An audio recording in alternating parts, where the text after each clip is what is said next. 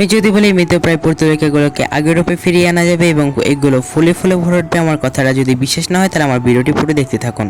আসলে হয়েছে কি, পর্তুলিকাগুলো আমি রেখেছিলাম আগামী বছরের জন্য সংরক্ষণ করে, কিন্তু আমাদের এখানে অতিরিক্ত বৃষ্টির ফলে কিন্তু আমার এই পর্তুলিকাগুলোর এই অবস্থা। পর্তুলিকা তুলতে তুলতে আপনাদের কিছু বিষয় জানিয়ে রেখে, পর্তুলিকা হচ্ছে একটি সাইক্লোন প্রজাতির গাছ। এই গাছ অতিরিক্ত পানি কিন্তু পছন্দ করে না এবং এই গাছগুলো কিন্তু রোদে থাকতে খুবই পছন্দ করে এবং এইগুলো রোদে থাকলে কিন্তু খুব ভালো ফুল আসে। পর্তুলিকার তেমন একটা যত্ন প্রয়োজন হয় না, শুধু সময় মতো মাটি শুকিয়ে গেলে একটু পানি দিলেই চলে। এর ফলে কিন্তু পর্তুলিকা অনেক অনেক ফুল দিয়ে থাকবে আপনাদের বাগানে।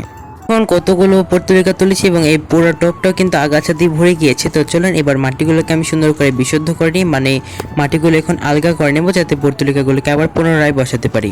পর্তুলিকার মাটিগুলো কিন্তু সব ঝরঝরি করা হয়ে গিয়েছে। তো চলুন এখন এক এক করে পর্তুলিকাগুলো এখানে বসিয়ে ফেলি।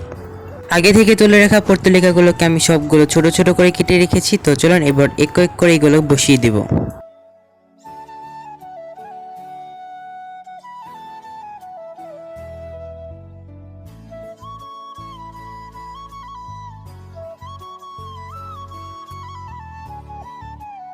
আমার পর্তুলিকাগুলো কিন্তু লাগানো হয়ে গিয়েছে এবং এই পর্তুলিকাগুলো এখন রোদ্রে রেখে দেবে এবং বৃষ্টির পানি থেকে যথাসম্ভব দূরে রাখার চেষ্টা করব। তো আজকের এই ভিডিওটি যদি আপনাদের একটু হলেও কাজে এসে থাকে তাহলে অবশ্যই আমার চ্যানেলটা সাবস্ক্রাইব করে পাশে থাকবেন। আল্লাহ হাফেজ।